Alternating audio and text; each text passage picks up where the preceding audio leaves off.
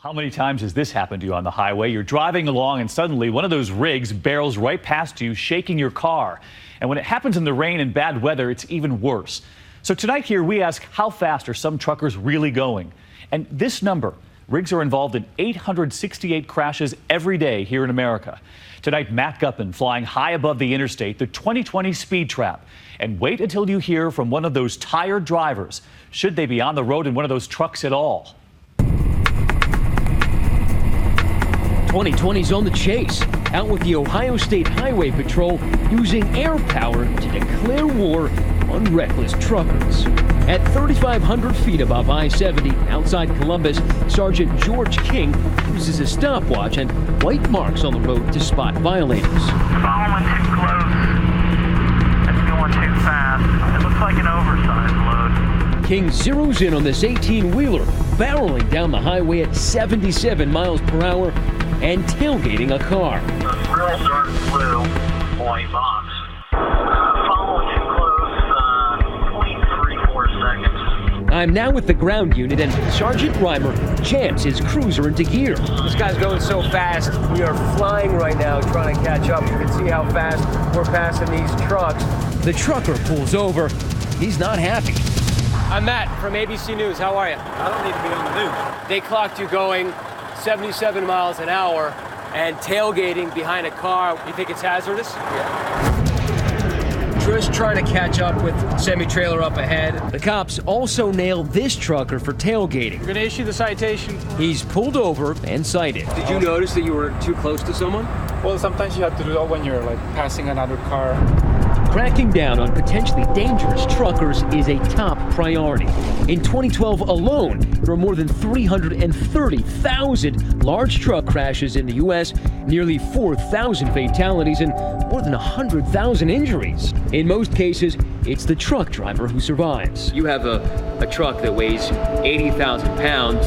What happens when it collides with anything else? It's catastrophic. Looks like a bomb went off, right? Yeah, pretty much. It was a terrible accident. 2 vehicles and a Walmart truck.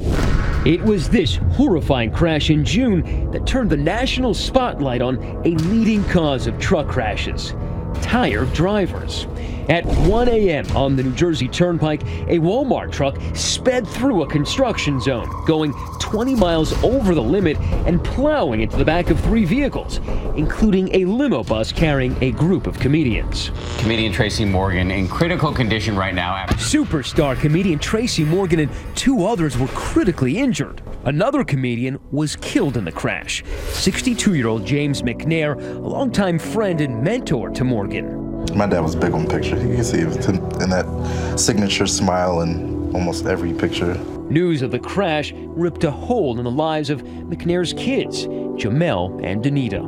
It's hard to sometimes even, find the words. The fact that he's not here anymore, I feel like I lost my best friend.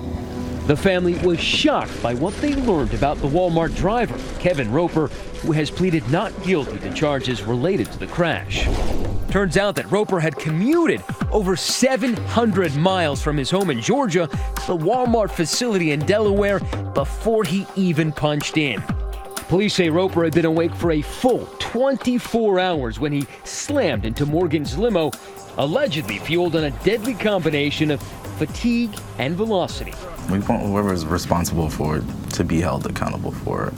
The question the McNairs are now asking: did Walmart, the largest truck operator in the country, keep proper track of Roper's hours? They have to make sure that their drivers are doing so in a responsible manner. And that means making sure your drivers are not driving in a way that they're dangerous. Walmart says it is cooperating fully in the ongoing investigation, and that if it's determined that our truck caused the accident, Walmart will take full responsibility. Despite the huge toll caused by trucking accidents, the industry trade group maintains that safety is a top priority. 2/3 of accidents involving commercial vehicles are actually caused by a vehicle other than the commercial vehicle. Driving a semi-tractor trailer like this, any small mistake, we can take a life.